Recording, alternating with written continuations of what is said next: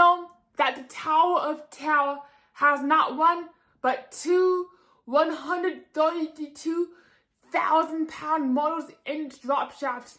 These motors are strong enough to launch and drop the 10,000-pound ride cars, which can hold up to 21 people. But however, here is the catch. These ride cars do have counterweights, meaning that the motors do not have to drop and launch the 10,000-pound ride cars. Rather, they only have to propel the weight of the 21 people in the ride cars, which is actually very common in apartment elevators and even in skyscrapers.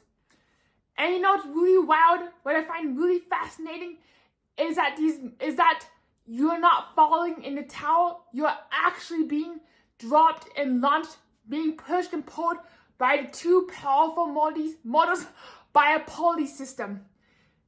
And within each ride cycle that you get, you actually have 5 drops total in varying lengths. And in fact, there are 4 drop profiles. Profile 3 being the most intense, clocking in at 13-story drops with a fake-out ending. For those who do not know, there is a fake ending at drop profile 3. And what's really wild is that as you drop down the shaft, you see a window shadow. Then all of a sudden, next thing you know, kabam! You go back up for one last drop. Which means that each drop profile lasts 40 seconds. Your total ride time is 90 seconds, but you spend 50 seconds going through the hallway scene, the narration, and the 5th dimension. And what I find really amazing, even more amazing than the ride car mechanics itself, is the tower's impressive height of 199 feet and 11 inches. Just to avoid the FFA's red light regulation, it's the Hollywood Tower Hotel, not Rudolph the Red-Nosed Tower. Had a very shiny nose, just for the FFA and for airplane regulations. Woo! And you know what's really, really wild is, speaking of the exterior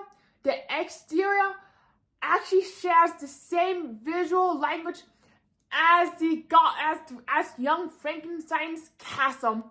Meaning that if you look very carefully at Frankenstein's castle, and of course the Hollywood Tower Hotel. Plus, what's really wild is that there is a misconception that the Tower of Terror was visually constructed to be visible from Epcot, especially if you're looking at the backside.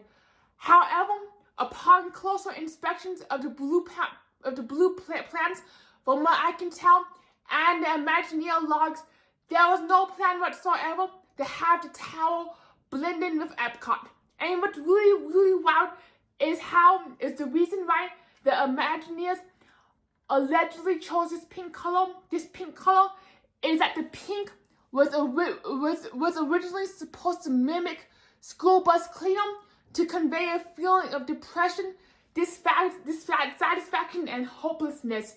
And with that being said, thank you so much for listening to my top 10 Tower of Terror Facts rambling show. And be sure to smash the thumbs up button and subscribe to Tony Tower, especially if you enjoy Tower of Terror tidbits, fun facts, and trivia. And we'll see you in the next video. Woo!